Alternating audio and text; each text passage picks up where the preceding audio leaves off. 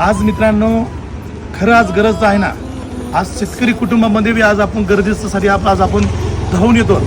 पण आज एक ह्या शिराळा गावामध्ये असे एक आजी आहे की ज्यांना एक मुलगा आहे. त्यांना त्यांचे तर मिस्टर तर नाहीतच, पण मुलगा जो आहे हा मुलगा बोलसार मुलगा आहे. आणि हे आजीने आत्तापर्यंत स्वतःच्या कष्टाने दुसऱ्याच्या बांधावरती रानात जाऊन काम केलं.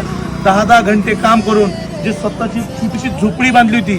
तुम्ही माझ्या पाठीमागे पाहत असताल, ही झोपडी बांधलेली झोपडी जी आहे ना, ही झोपडी आत्ताच्या पावसाच्या पहिल्या पावसामध्ये पाणी लागलं म्हणून त्याला वाटलं काय होणार नाही.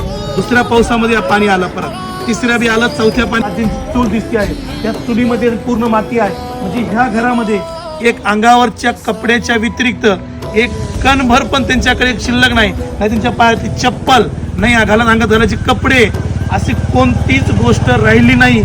मला माहिती कुठे बांधली तुमच्या.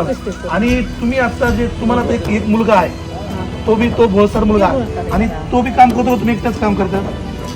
कधी मध्ये करतो. म्हणजे तुम्ही एकटाच काम करून एकटाच काम.